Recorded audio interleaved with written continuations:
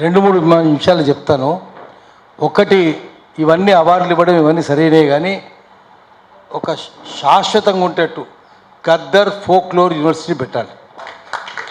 దేశంలో ఒక్క కర్ణాటకలో హవేరీలోనే కర్ణాటక ఫోక్లోర్ యూనివర్సిటీ ఉంది, ఇంకెక్కడ లేదు. తెలంగాణలో పెట్టాలి, ఎందుకంటే తెలంగాణలో జానపద కళలన్నీ సజీవంగా ఉన్నాయి, రోజు రోజుకు అవి పరిమళిస్తున్నాయి. ఆంధ్రలో పోయినాయి, అక్కడ ఇంగ్లీష్ చదువులు వచ్చి కాలువలు వచ్చి కొట్టుకుపోయినాయి.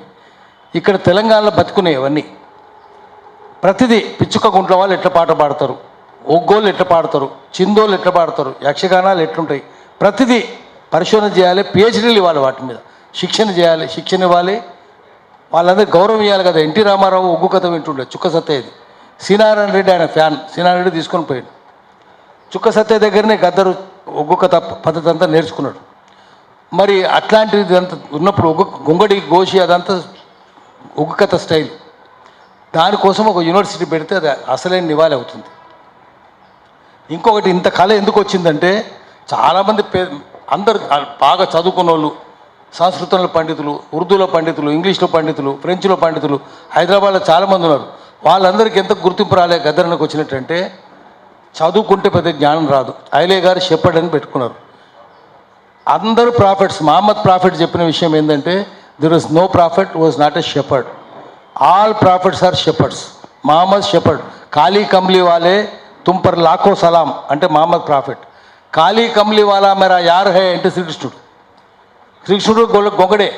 అమ్మ నేను నల్లగున్నందుకు నన్ను రాధ ఎక్కిరిస్తుందమ్మా, నేను నల్లగెందుకున్నమ్మా అని యశోదని అడుగుతాడు. నువ్వు నల్లగలేవు నాయన, నల్ల గొంగడి కప్పుడు నల్లగా కనిపిస్తున్నావు అంటది.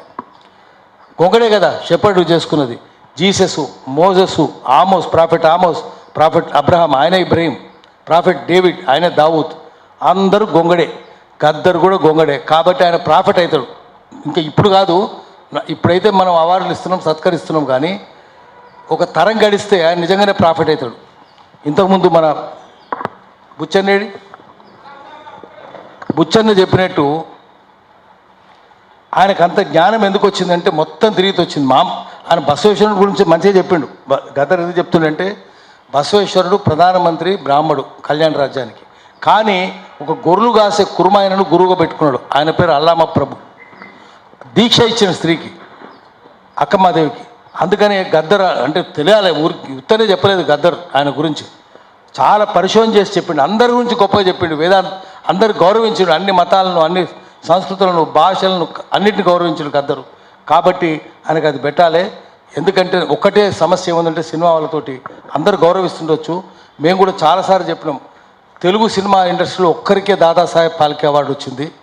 ఆయన బీసీ, కరీంనగర్ జిల్లా, ఆయన పేరు పైడి జయరాజ్.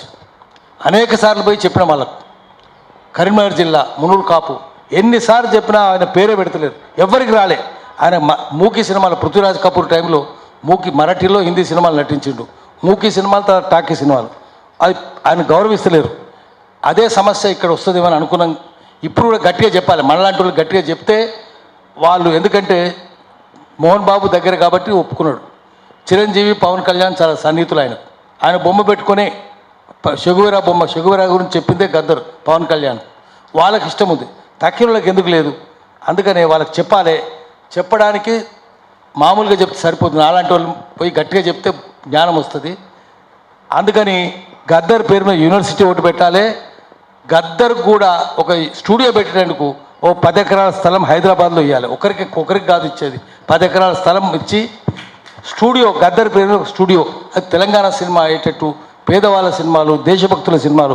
ఆ సినిమాల్లో ఆంధ్ర వాళ్ళు తీసిన సినిమాల్లో దేశభక్తి లేదు, భూతే ఉంది. దేశభక్తి, విప్లవం ప్రతిబింబించే విధంగా ఒక 10 ఎకరాల స్థలం ఇచ్చి దాని క్రౌడ్ ఫండింగ్ ద్వారా సినిమాలు చేసేటట్టు, పెట్టుబడి నుంచి తెలుగు సినిమా ఇండస్ట్రీని విముక్తి చేసేటట్టు అటువంటి మార్గం చేయాలి. దానికోసం ఇక్కడ నుంచి ఒక తీర్మానం చేసి పోదాం మనం. Thank you.